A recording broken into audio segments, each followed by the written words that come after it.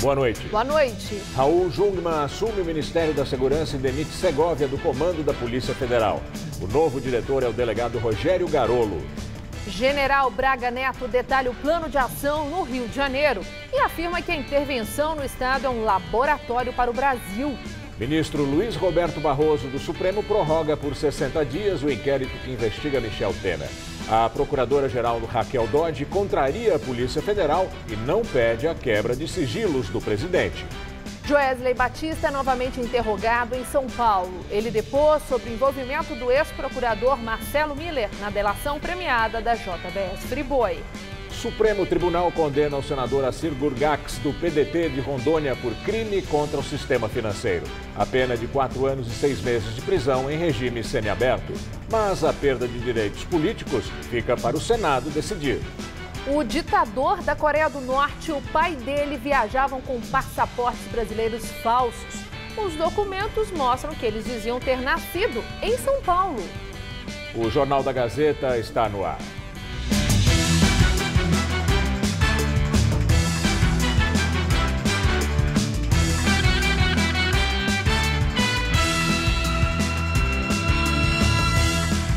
Continuam as buscas pelo garoto que caiu ontem num córrego durante a chuva na zona leste de São Paulo. Matheus, de 11 anos, e os amigos brincavam de bola na quadra deste condomínio popular na Vila Matilde, zona leste da capital. Eram 4h30 da tarde de ontem e chovia forte. Durante a brincadeira, a bola acabou sendo lançada e caiu dentro do córrego Rincão que passa ao lado. Matheus saiu correndo para fora do condomínio na tentativa de apanhar o brinquedo na outra ponta do córrego, mas acabou caindo na água e foi levado pela correnteza. Os garotos que estavam jogando bola saíram correndo, foram percorrendo até o leito do rio. E são esses garotos que dão mais ou menos para a gente a ideia de onde realmente o menino possivelmente tenha submergido, que foi entre o primeiro e o segundo piscinão. A bola foi localizada boiando nesse piscinão próximo. Cerca de 50 bombeiros participaram das buscas que se estenderam por uma distância de 5 quilômetros do local do acidente até o rio Tietê, onde o córrego deságua. Segundo os vizinhos, não é de hoje que este trecho transborda. Sempre que chove forte, eles reclamam que as águas sobem muito rapidamente. Outra queixa comum por aqui é que falta proteção nas margens. Um muro ou uma grade, por exemplo, que faça a separação entre o córrego e o caminho dos pedestres. Já caiu um irmão do namorado da minha filha aqui, se machucou também aqui dentro. Aqui ou fecha esse rio ou esse negócio vai continuar acontecendo sempre. Ainda pela manhã, durante as buscas pelo menino Matheus, os bombeiros localizaram o corpo de um homem branco de aproximadamente 40 anos. O corpo não apresentava sinais de violência e nem de decomposição. Os bombeiros disseram que não receberam nenhum chamado sobre o desaparecimento do homem. Por enquanto, a morte não tem relação com as chuvas de ontem. Nós tentamos ouvir a prefeitura sobre a reclamação dos moradores a respeito da falta de proteção na margem do córrego, mas não tivemos resposta até agora. O drama dos pacientes que aguardam cirurgia no Sistema Único de Saúde. 31 mil operações estão pendentes só na cidade de São Paulo. Os procedimentos da área de urologia são um dos mais procurados no SUS da capital paulista. Mesmo os casos urgentes podem demorar meses. Os exames mostram que o seu Geraldo tem um cálculo na bexiga de quase 2 centímetros. Ele recebeu o diagnóstico em julho do ano passado.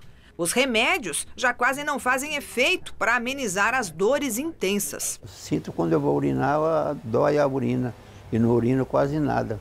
Dói muito? Dói muito. A cirurgia pelo SUS chegou a ser marcada para dezembro, 5 meses depois, no Hospital Central de Guaianazes. Mas na consulta preliminar, a família ficou sabendo que o hospital não dispunha da técnica adequada para o caso dele. E o seu Geraldo voltou para a fila da cirurgia. Esses negócios não é de urgência, não é uma coisa do dia para a noite, né? Que um remédio que toma, alguma coisa que você... não vai amenizando, mas vai amenizar até quando? A cirurgia da qual o seu Geraldo precisa na área da urologia é uma das mais procuradas no SUS, ao lado das ortopédicas e das oculares, a maior parte de catarata.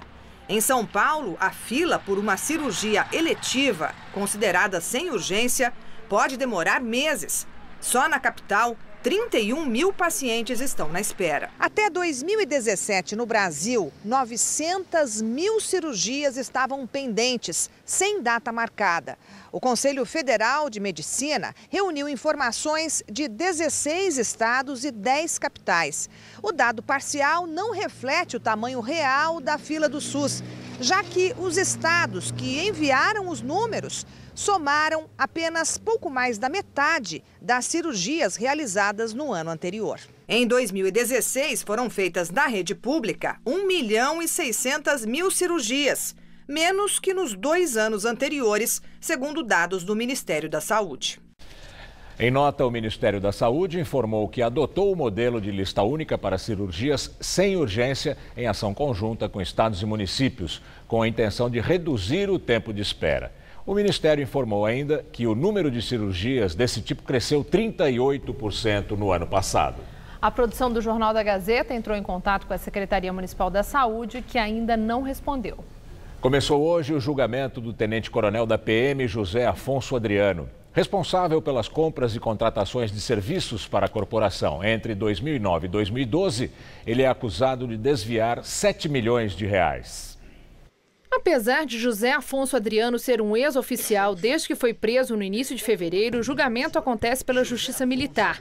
Segundo a acusação, ele comprou uma empresa à beira da falência e a contratou para a limpeza de um lago de carpas na entrada do Comando Geral da PM, mantendo-a no nome do antigo dono. Essa empresa e uma outra, ambas no mesmo endereço, foram contratadas mais de 200 vezes pelo coronel. A acusação diz que os serviços não chegaram a ser prestados, mas mesmo assim foram pagos. O ex-tenente-coronel também é investigado por outros crimes e é suspeito de desviar o total de 200 milhões de reais com a contratação de mais de 50 empresas. 12 dias depois de anunciado, o general Braga Neto detalha a ação no Rio de Janeiro e diz que a intervenção no estado é um laboratório para o Brasil. O general interventor nomeado pelo presidente Temer para assumir a segurança pública no Rio apresentou hoje a sua equipe de trabalho. Na coletiva, detalhou os próximos passos da intervenção federal, que vai até o final do ano.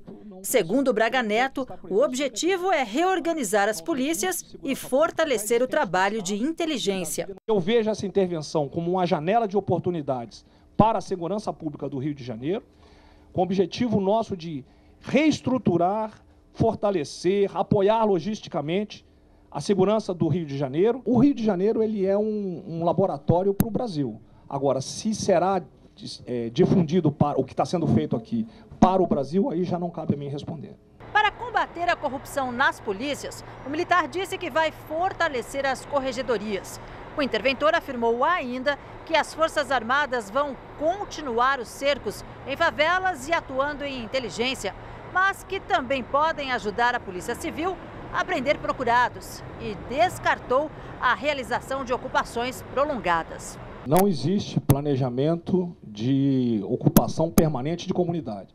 As operações vão continuar pontuais por tempo determinado. Já o general Richard Fernandes Nunes, que será o secretário de Segurança do Rio, disse que as UPPs serão mantidas, mas sinalizou que o modelo pode ser repensado. O que nós precisamos agora é realmente observar o redirecionamento necessário. As UPP permanecem, porém, nós temos já um diagnóstico que indica a necessidade de redirecionamento de certas ações nessa área. Hoje, as forças de segurança fizeram operações para desobstruir vias nas favelas da cidade. Enquanto isso, a violência continua. Ontem, o advogado Marcos Gil de Souza foi morto numa tentativa de assalto na Tijuca, Zona Norte. Vamos ao comentário de política com José Neumann e Pinto. Bom, você viu a imagem aí desses generais com aquela farda de ocultação, né? Aquele verde para confundir com a floresta. Me deu a impressão de que seria algo assim como um filme Os Trapalhões Fardados. Mas não é uma comédia, o Rio de Janeiro é uma tragédia. E o general interventor é uma tragédia. Ele não conseguiu produzir uma linha de notícia no 12º dia depois da sua nomeação como interventor. Tudo que ele fez foi impor ordem na coletiva. Os jornalistas tinham que fazer pergunta por escrito, não podiam interpelá-lo. Olha, é lamentável, mas o general precisa ser informado que ele está cumprindo uma missão civil, pelo menos é o que diz o governo. Eu estou dizendo desde sempre que é uma intervenção militar. E aprova aquele monte de farda, né, lá na hora da entrevista coletiva, e notícia nenhuma. E os repórteres foram advertidos por isso. Não vão ganhar no grito.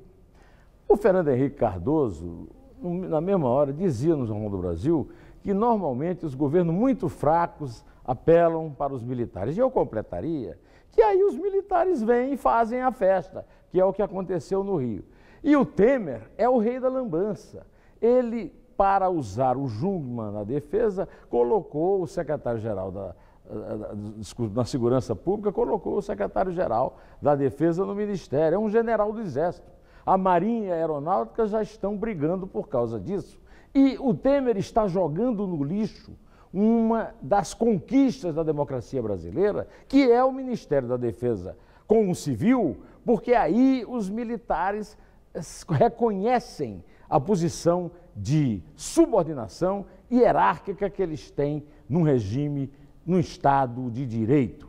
Os militares estão fazendo e acontecendo, né, essa primeira entrevista coletiva, que está mais para comédia, pastelão, do que para uma notícia sobre uma intervenção numa cidade com o problema de segurança que o Rio tem, mostra o que é que nos espera para o futuro. O general não está pronto para assumir isso, nem vai ficar pronto nunca, mas nem que ele faça 20 anos de escola superior de guerra.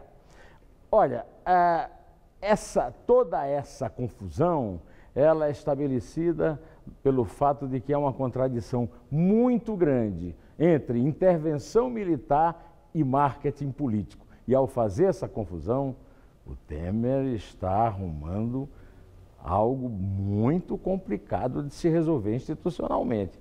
Lamento, mas é isso que eu tenho a dizer. Eu volto aqui quinta-feira e vamos ver como isso vai se desenrolar direto ao assunto. Inter. Raul Jungmann, do PPS, toma posse no novo Ministério da Segurança. No discurso, ele criticou o atual sistema carcerário. Jungmann disse que a cadeia funciona como um home office do crime organizado. Uma das funções do ministro será justamente administrar os presídios. É dentro do sistema prisional brasileiro que surgiram as grandes quadrilhas que nos aterrorizam. Quadrilhas essas que continuam de dentro do sistema carcerário a controlar o crime nas ruas e apavorar a nossa cidadania. Sistema carcerário esse que, infelizmente, continua a ser, em larga medida, como disse anteriormente, o home office do crime organizado. Ele não poupou também parte da população. O ministro afirmou que a mesma classe média que exige segurança de dia é a que consome drogas à noite. Na outra ponta, nós temos aqueles a que nada falta, aqueles que têm recursos, aqueles que muitas vezes chamamos de classe média, mas que pela frouxidão dos costumes, pela ausência de valores, pela ausência de capacidade, hoje, de entender os limites entre o que é lícito e ilícito, passam a consumir as drogas.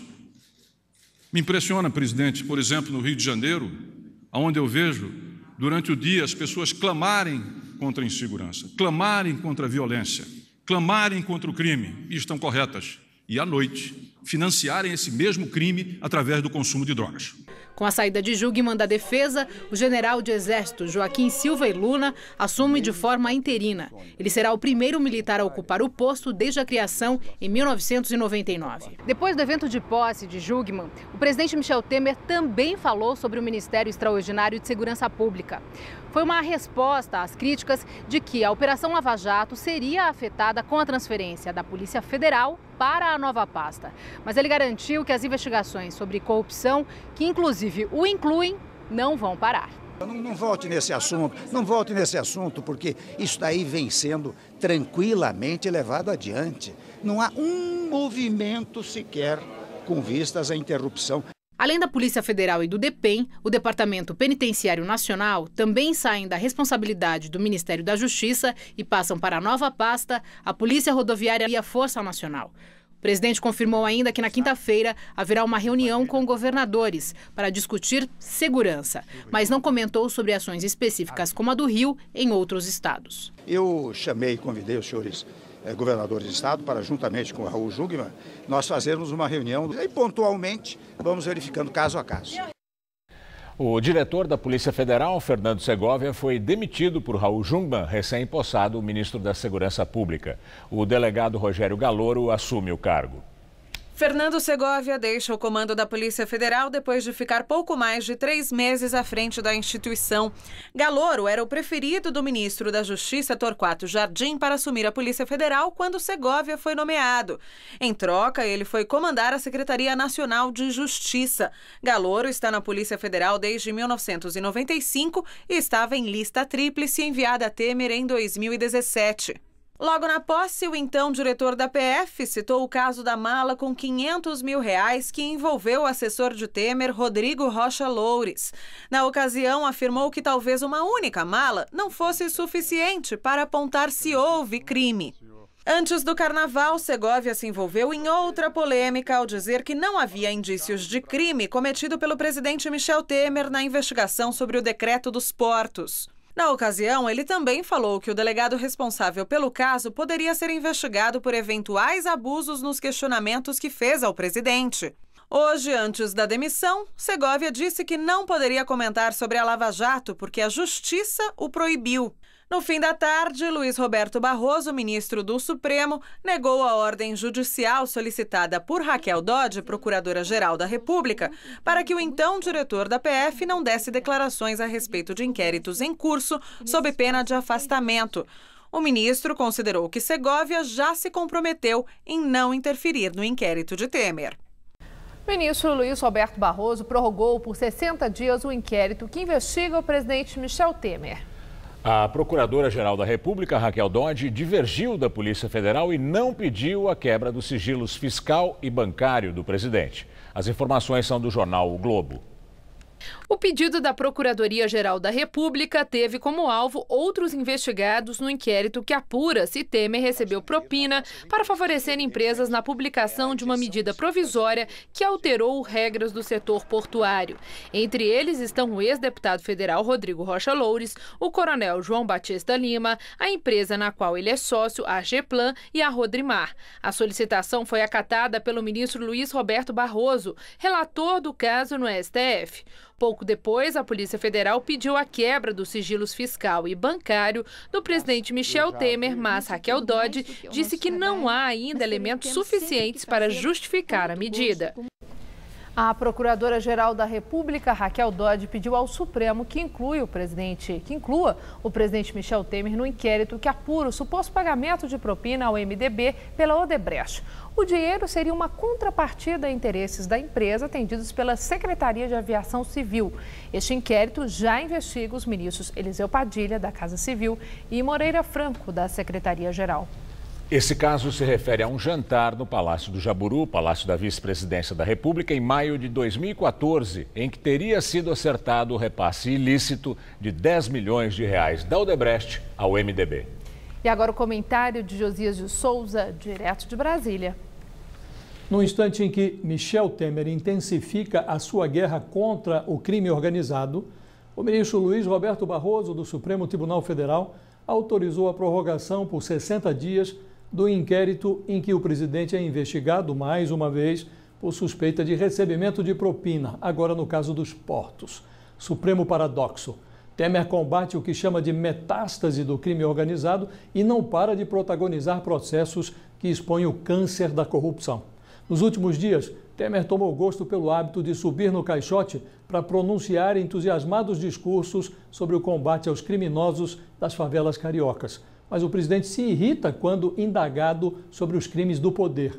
Não volte nesse assunto, pediu ao ser perguntado sobre como ficaria a Lava Jato com o deslocamento da Polícia Federal para a pasta da Segurança Pública. Coisas muito estranhas acontecem nesse inquérito que apura a suspeita de recebimento de propina em troca de benefícios a empresas do setor portuário. A Polícia Federal e a Procuradoria se desentendem. O delegado do caso pediu a quebra dos sigilos bancário e fiscal de Temer. A procuradora-geral Raquel Dodge barrou a providência. O ministro Raul Jungmann mal assumiu a pasta da segurança e já demitiu o diretor-geral da PF, Fernando Segovia, que insinuara no carnaval que o inquérito contra Temer seria arquivado. Nesse contexto tóxico, a prorrogação das investigações contra o presidente da República serve para recordar aos brasileiros que o tumor é mesmo gigantesco. A metástase se estende da Boca do Fumo ao pé do morro até o Palácio do Planalto. Boa noite. Joesley Batista, da JBS Friboi, foi novamente interrogado pela Polícia Federal de São Paulo. O depoimento começou por volta das 11h30 da manhã. Joesley foi ouvido pelo delegado Malta Lopes, deslocado da Polícia Federal de Brasília.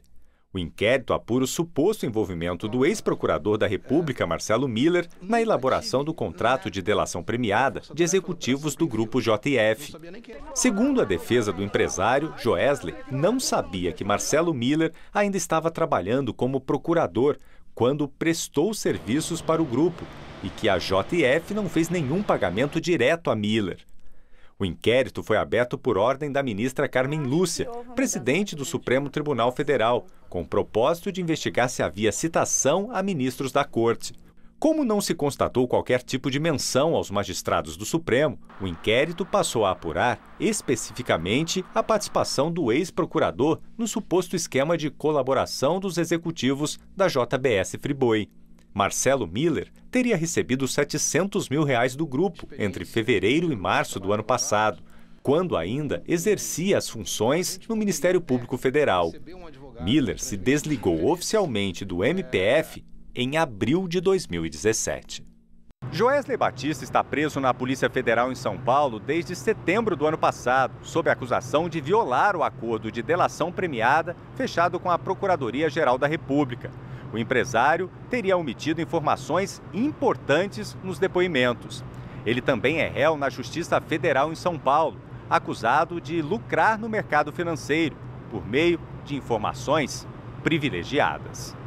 O Superior Tribunal de Justiça marcou para quinta-feira o julgamento do habeas corpus do ex-presidente Lula. O relator, o ministro Félix Fischer, pediu hoje a inclusão do pedido na pauta para análise do mérito. Em janeiro, no recesso do Judiciário, o vice-presidente do tribunal, Humberto Martins, rejeitou o liminar da defesa.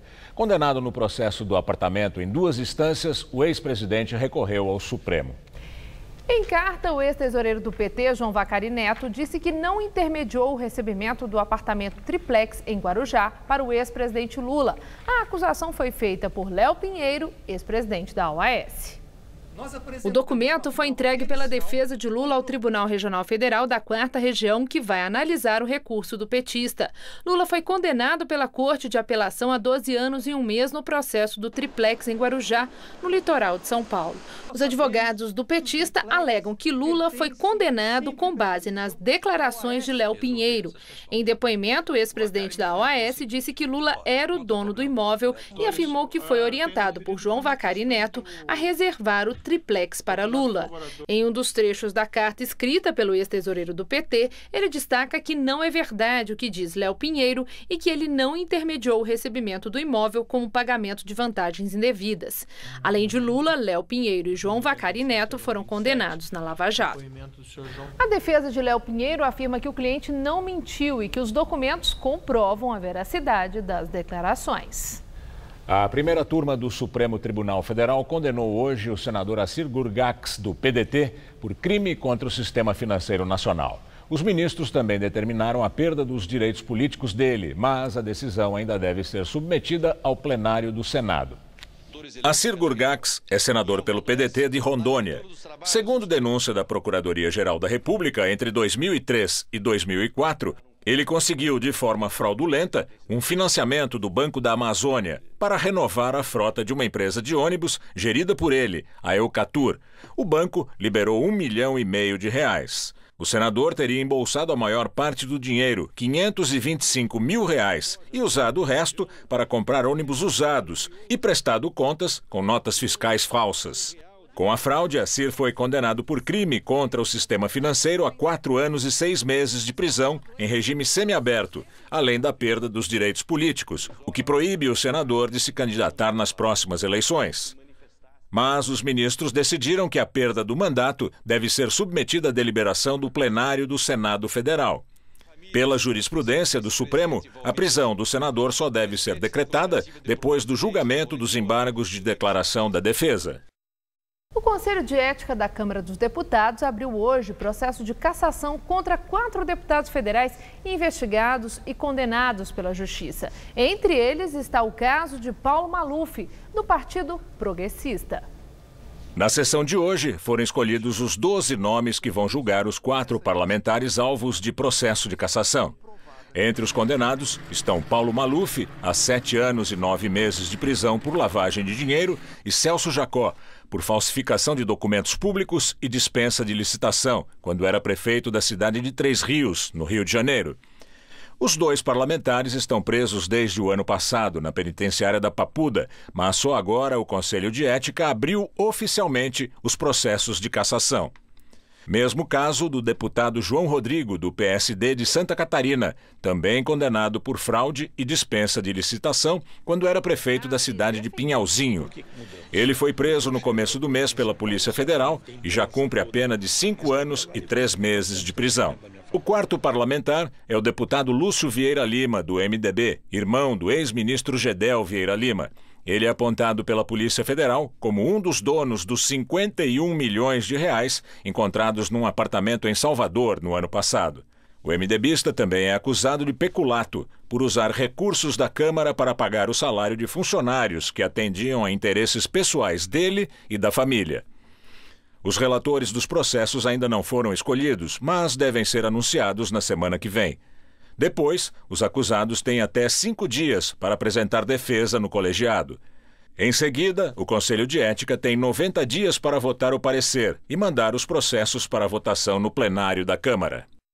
Daqui a pouco, Maria Lídia Flandoli entrevista José Américo, deputado estadual do PT, sobre as eleições. Empresários de shoppings de São Paulo são denunciados pelo Ministério Público, acusados de pagar R$1 milhão em propinas para regularizar o empreendimento. O acerto aconteceu em 2012 e teve a participação de fiscais da chamada máfia do ISS, que desviou R$500 milhões dos cofres da cidade. Segundo o Ministério Público, os empresários representantes da General Shopping Brasil, que na época administrava o Santana Park Shopping, na zona norte de São Paulo, pagaram propina para os ex-auditores da Secretaria de Finanças para evitar multa por irregularidades no pagamento do IPTU. Foi o ex-auditor Kleber Henrique Bispo quem fez a vistoria e constatou que a construção de um mezanino e a área do terraço utilizada como estacionamento não estavam sendo tributadas. Kleber celebrou acordos de delação premiada com o MP e, por isso, tem imunidade no caso. De acordo com a denúncia do Ministério Público, após a constatação dos problemas no shopping, um outro auditor entrou em cena. Luiz Alexandre Cardoso Magalhães, que tem mais de 30 ações na Justiça por participação na máfia do ISS, cobrou R$2 milhões para não levar o caso adiante. Em um almoço em um restaurante de luxo nos Jardins, representantes do Santana Park negociaram o pagamento de metade. R$1 milhão. Kleber teria recebido 10% do valor. O restante, R$900 mil, ficou com Luiz Alexandre. O ex-auditor, preso 2 vezes, já foi condenado por extorsão e hoje responde aos processos em liberdade. Ele foi denunciado agora por corrupção passiva. Alessandro Poli Veronese, Francisco José Ritondaro e Vitor Poli Veronese, sócios da General Shopping Brasil, Alexandre Lopes Dias, diretor executivo, e o despachante Leon Wagem foram denunciados por corrupção ativa. Segundo o promotor Roberto Bodini, este é o 3º shopping que é denunciado na máfia. Um quarto está sob investigação. O processo principal, que apura a formação de quadrilha dentro da Secretaria Municipal de Finanças, a lavagem de dinheiro e mais de 100 crimes de concussão, uma espécie de extorsão praticada por funcionário público, deve ser julgado em março. Essa organização criminosa ela estava instituída em 4 níveis hierárquicos, cujo topo, pelo menos até agora, era o subsecretário de Finanças, Ronilson Bezerra Rodrigues.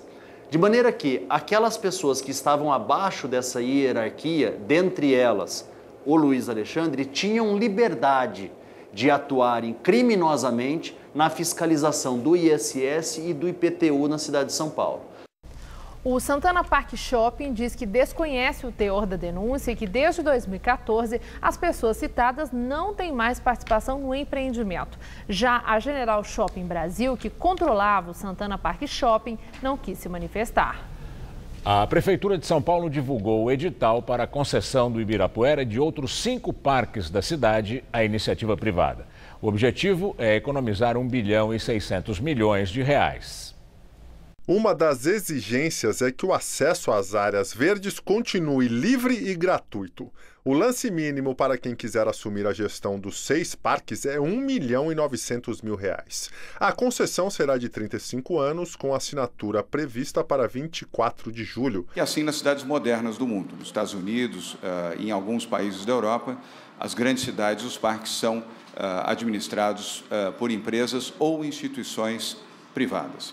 Segundo, não haverá nenhum custo para a população, nem agora, nem depois, em nenhum momento, o acesso totalmente gratuito aos parques e às suas instalações, exceto aquelas onde existirem museus ou áreas já previamente definidas mediante pagamento. Apesar de já haver propostas para a administração exclusiva do Ibirapuera, a Prefeitura não aceitou e manteve a ideia de combos. Assim, quem arrematar o Ibirapuera, o parque mais visitado da cidade, irá operar os outros 5 espaços. São eles, na Zona Norte, Tenente Roberto Faria Lima, Jacinto Alberto e o Jardim da Felicidade. Na Zona Leste, o Parque Lajeado e na Zona Sul, o Parque dos Eucaliptos. O edital será publicado amanhã e estará aberto para consulta pública por 20 dias. A produção industrial no ano passado cresceu 62% dos segmentos pesquisados pelo Instituto de Estudos para o Desenvolvimento Industrial. Com base em dados do IBGE, o IED revelou que 58 dos 93 setores apresentaram resultados positivos em 2017.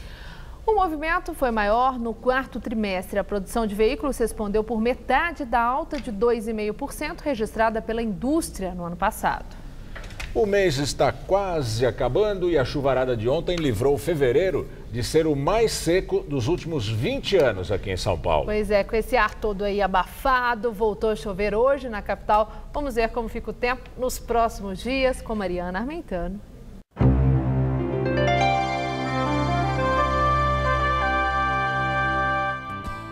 Segundo os meteorologistas, por causa do calor e da alta umidade do ar, as chuvas de verão, aquelas que acontecem mais para o finalzinho do dia, estão previstas para boa parte do Brasil. Como a gente vê no mapa, só não deve chover ali na região da Campanha Gaúcha, no sul do país, e entre os nortes capixaba e mineiro e o interior da Bahia. Destaque para o litoral leste nordestino, onde pode chover amanhã a qualquer hora, entre Sergipe e o Rio Grande do Norte. E o calor é generalizado, viu? Olha só. Em Floripa, a máxima vai aos 31 graus e chove a partir do meio da tarde, assim como em Brasília, mas por lá faz até 30 graus. Em Vitória não chove, a máxima bate nos 32 graus e em Maceió, capital do Alagoas, chove a qualquer momento e as temperaturas ficam entre 23 e 29 graus. Já para todo o estado de São Paulo, o tempo não muda muito em relação a hoje, não. Com a massa de ar quente e úmido em atuação, o sol aparece entre nuvens pela manhã e ocorrem pancadas de chuva entre a tarde e a noitinha. Lembrando que essa chuva pode ser forte, mas não deve durar muito tempo e estão associadas ao calorão, que fica amanhã na casa dos 32 graus em Presidente Bernardes e em Araçatuba.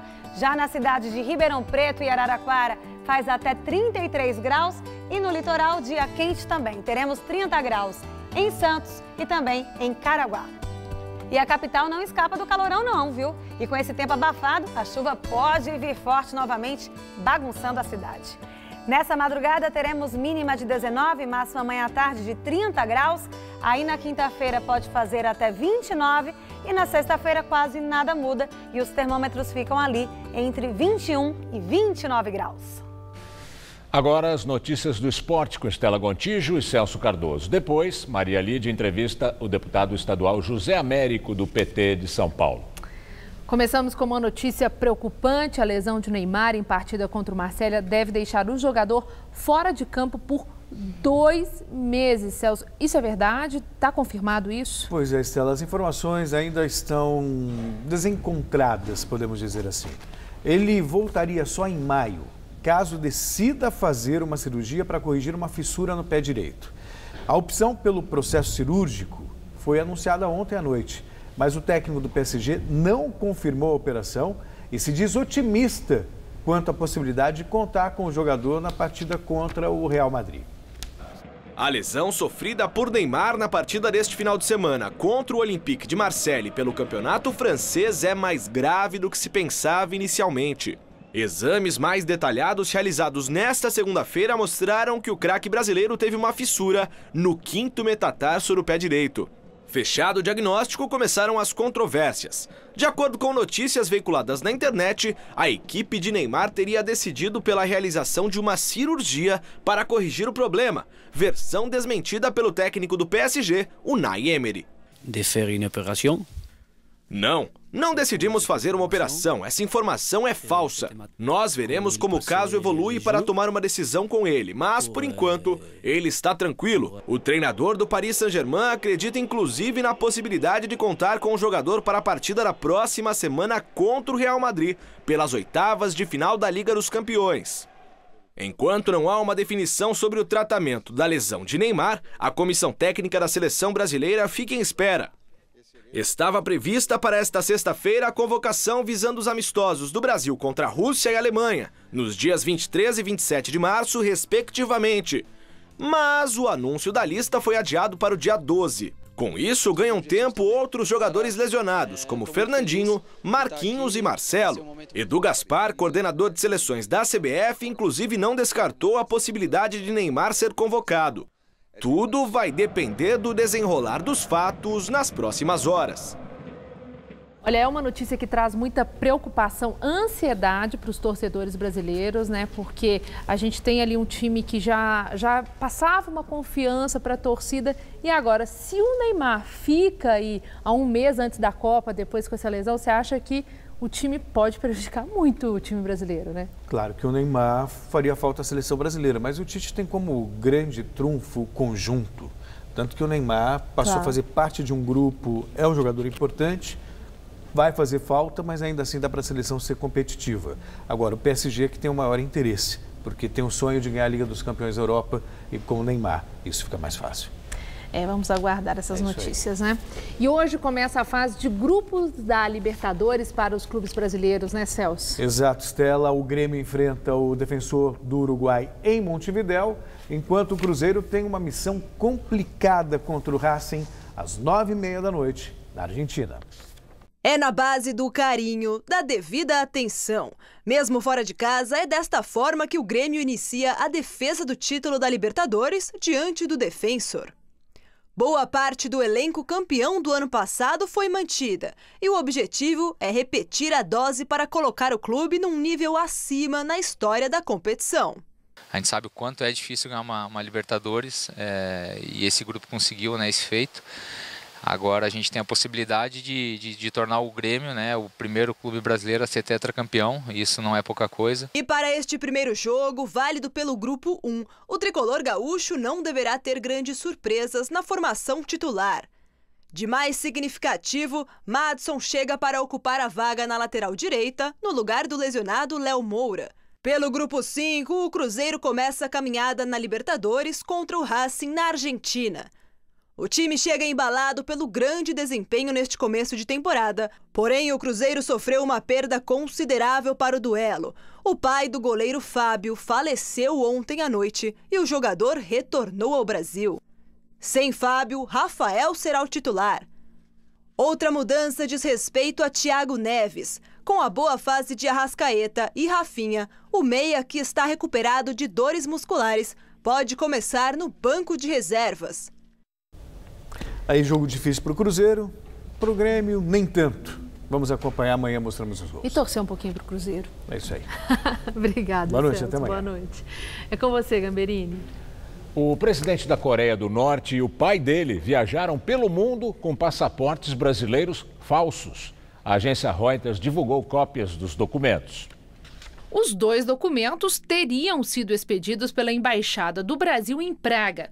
O de Kim Jong-un, em 1996, com o nome de Joseph Pawag, nascido em São Paulo em 1º de fevereiro de 1983. O passaporte de Kim Jong-il trazia o nome de Lee Chong-chol, com nascimento em 4 de abril de 1940, também em São Paulo.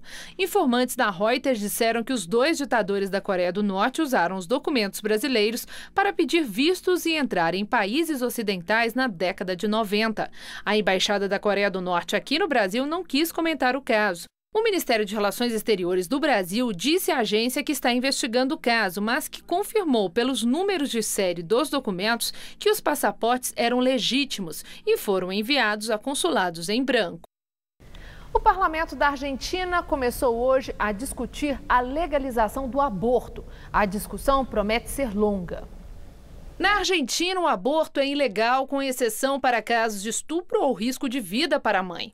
Os parlamentares vão discutir a legalização da interrupção da gravidez nas primeiras 14 semanas, seguindo o modelo vigente na maioria dos países europeus e somente em vigor no Uruguai. A América Latina como um todo é conhecida por legislações conservadoras sobre o aborto. Segundo o último relatório da Organização Mundial da Saúde, 6,5 milhões de abortos foram feitos por ano na América Latina, entre 2010 e 2014, e mais de 75% deles foram feitos de forma insegura. Só na Argentina foram 500 mil. Agora vamos ao comentário de política internacional com João Batista Natali. Como vocês viram, a Argentina poderá em breve legalizar o aborto. Eu digo poderá porque a questão ainda está engatinhando. Mas a boa notícia para os partidários da interrupção voluntária da gravidez é que o governo deu apoio para o começo da discussão na Câmara dos Deputados. O projeto será apresentado dentro de uma semana, na terça que vem. E os partidários da liberação acreditam que a tramitação vai durar no mínimo 2 meses. No continente sul-americano, o aborto é legal apenas no Uruguai e em 2 das 3 Guianas, a que pertence à Inglaterra e a que pertence ainda à França. O sinal verde para a discussão na Argentina partiu do próprio presidente Macri. Ele se define como adversário do aborto, mas diz que a decisão é do Congresso e que ele não vetaria nenhum projeto que fosse aprovado nesse sentido. Os defensores do aborto na Argentina estão espalhados por todos os partidos políticos, inclusive pelo Podemos. Foi por ele que Macri se elegeu presidente no final de 2015. A Argentina tem 44 milhões de habitantes, quase 1/5 da população do Brasil. Calcula-se que todos os anos 500 mil argentinos recorram ao aborto clandestino e 60 mil vão parar nos hospitais públicos, com complicações provocadas por condições pouco adequadas. E é por esse ângulo e não pelo ângulo religioso que a interrupção voluntária da gravidez se transformou num problema de saúde da mulher. Na Europa, com exceção da Polônia e da Irlanda, o aborto está legalizado. E não é por causa disso que se criou uma questão religiosa. Nos Estados Unidos, o aborto foi legalizado por uma decisão da Suprema Corte, mas alguns estados criam dificuldades e diminuem ao máximo o número de clínicas credenciadas. E a situação tende a piorar com a onda conservadora liderada pelo presidente Donald Trump. E aqui no Brasil, bom, esse ano temos eleições. Se o assunto não for levado ao Congresso, o Brasil vai ficar no finzinho de uma longa fila de países com uma legislação discriminatória e atrasada. É assim que o mundo gira. Boa noite. A seguir, Maria Lídia Flândula entrevista José Américo, deputado estadual do PT, sobre as eleições deste ano. Até já. Próximo domingo, acompanhe aqui os momentos decisivos do Brasil Open 2018. 12:30. Todas as emoções da grande final, ao vivo na TV Gazeta. Brasil Open 2018. Próximo domingo, 12:30. São Paulo é uma cidade que não para. E o trabalho da prefeitura também não. Está começando uma nova etapa do programa Asfalto Novo, a maior ação de asfaltamento dos últimos anos. Mais 200 milhões serão investidos para dar continuidade ao trabalho de recuperação de ruas e avenidas da cidade. Com um asfalto de maior durabilidade, conservação de guias e sarjetas e obras controladas por técnicos especializados. Controle de temperatura, de espessura, grau de compactação. A gente está trabalhando dia e noite para entregar um asfalto de boa qualidade para todo mundo.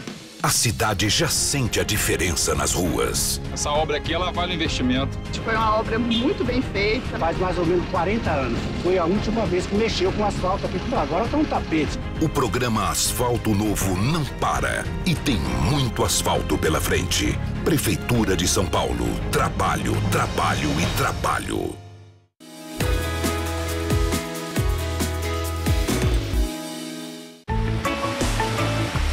Guarujá Goldens, um novo conceito de empreendimento no litoral.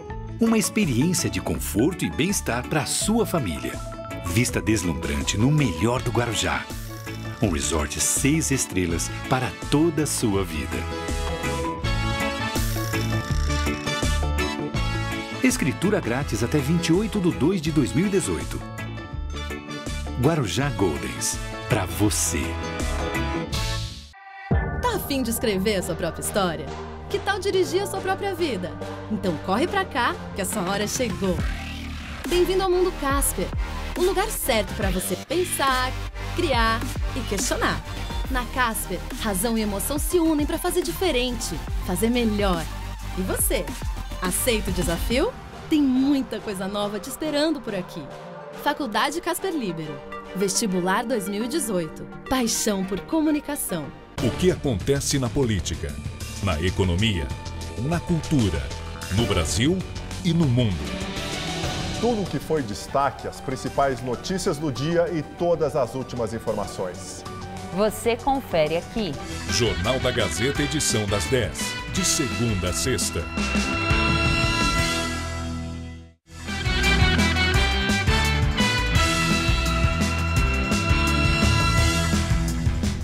Na entrevista do dia com Maria Lídia Flandoli, os desafios do PT na corrida eleitoral em 2018. Nosso entrevistado é o deputado estadual José Américo, petista de extensa história na vida pública, tendo sido vereador por 4 mandatos, presidente da Câmara Municipal de São Paulo, secretário municipal em Mauá e na capital paulista. Muito obrigada, deputado, por estar conosco.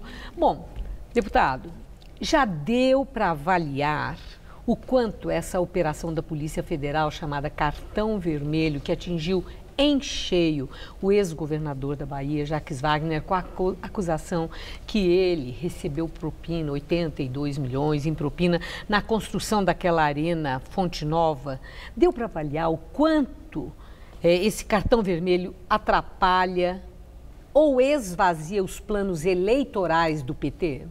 Eu acho que atrapalhar ao Jacques Wagner, é claro que atrapalha, né?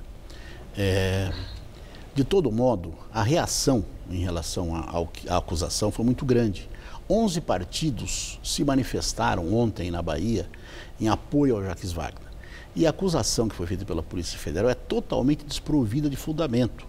Aliás, esta acusação já tinha sido, a juíza eleitoral de Salvador tinha pedido para arquivar o processo, a parte eleitoral desse processo, porque era acusado de Caixa 2. A própria juíza eleitoral já tinha pedido para arquivar. Então, é um processo, na verdade, de pouco fundamento, frágil. Houve uma resposta muito grande, muito intensa e muito forte. E eu acho que isso vai levar ao esvaziamento da acusação. Daqui 15 dias, vamos ver se ela continua, né? Certo. Agora, também a gente não pode negar o quanto Jacques Wagner é forte na Bahia, politicamente dúvida, claro. Forte.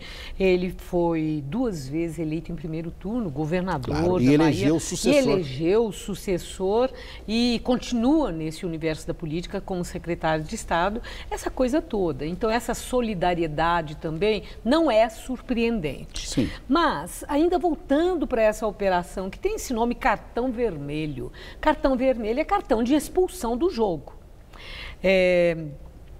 Com essa operação Cartão Vermelho, o PT pode ter um impacto de expulsão do jogo eleitoral ou apenas perde aquele coringa que é o nome de Jacques Wagner numa eventual substituição da candidatura de Lula, se Lula for enquadrado na ficha limpa? Bem, por enquanto nós não trabalhamos com essa hipótese do Lula não ser candidato, certo? O Jacques pode vir a ser uma alternativa, caso isso aconteça, como tem outros nomes que poderão ocorrer. Mas eu queria só deixar claro uma coisa. A Polícia Federal do Brasil, ela já cometeu erros iguais a esse do cartão vermelho ou até maiores, entendeu? Ela é uma polícia que tem um setor partidarizado muito grande. A Operação Cartão Vermelho é uma operação partidarizada, como foi aquela contra o reitor lá da Universidade de Santa Catarina, que até hoje... O que você quer dizer com partidarizada? Partidarizada significa politizada. Tem um objetivo político de queimar certas figuras políticas, ou às vezes até de aparecer, né, de criar repercussão na mídia. Você viu o caso da Érica Marena, a delegada Érica Marena, que levou o reitor da Universidade de Santa Catarina à morte, e até hoje nós não sabemos o que aconteceu em Santa Catarina. Não teve inquérito, não teve nada. Então vamos ver uma coisa, se a Polícia Federal tem esse interesse, esse empenho, se ela tivesse interessada em combater a corrupção, ela devia pegar o Paulo Preto.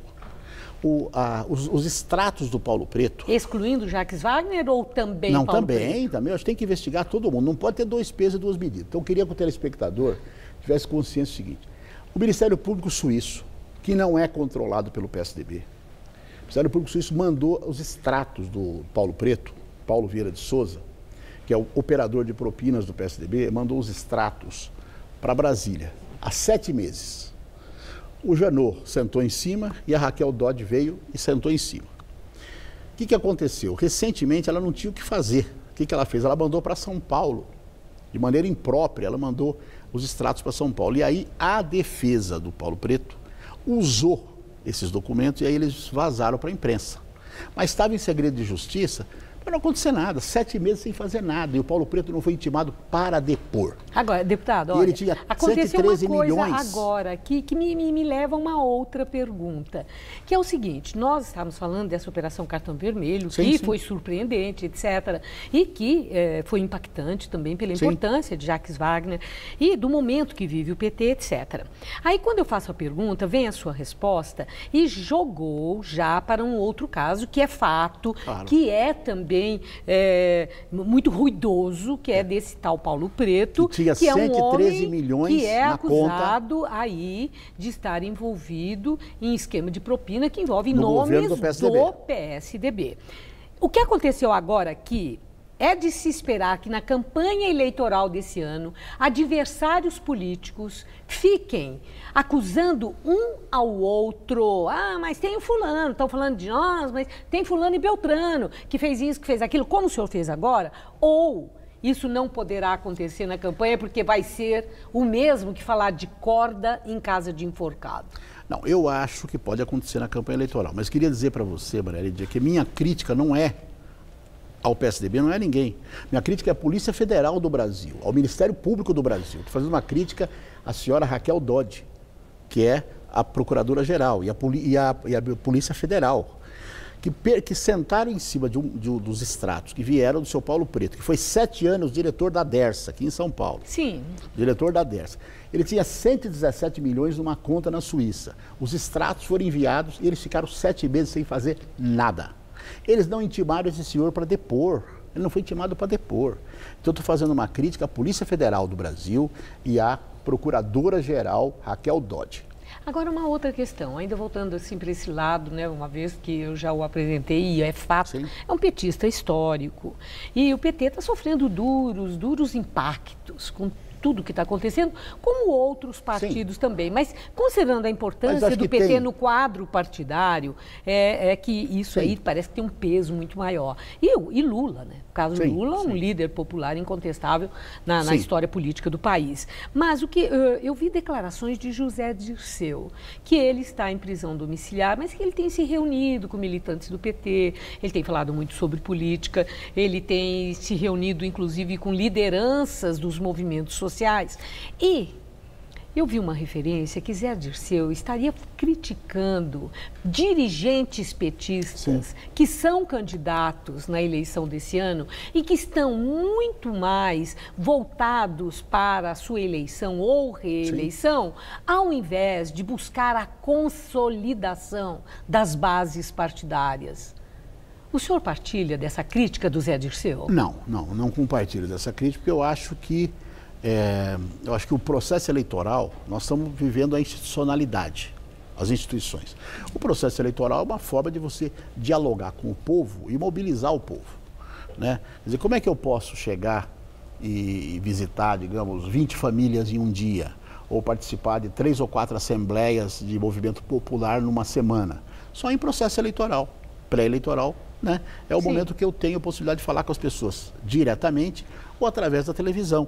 E o candidato majoritário, governador, senador, mais ainda. Então esse momento é o momento da politização, é o momento do debate. Então eu não acho uma coisa contraditória. Não exclui? Não exclui. Não exclui isso. O interesse próprio e o interesse do partido? Não é. E no caso do PT, que você não pode fazer dobradinha com gente de outro partido. Sim. Você corre risco de ser expulsa. Isso vale, o PT é muito rigoroso nisso.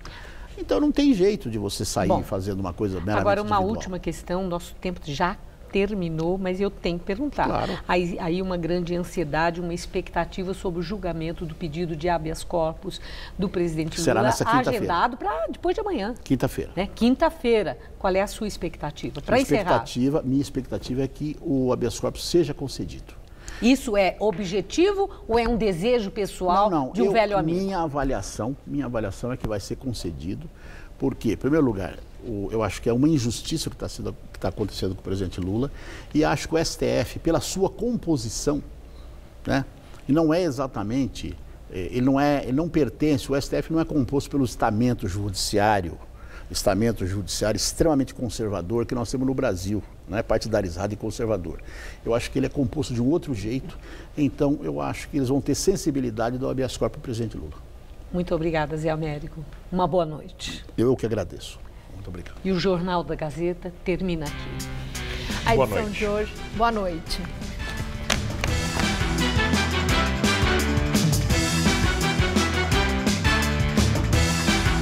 Hoje, 10h30 da noite, o Todo Seu mostra o outro lado dos principais contos de fadas através da psicanálise.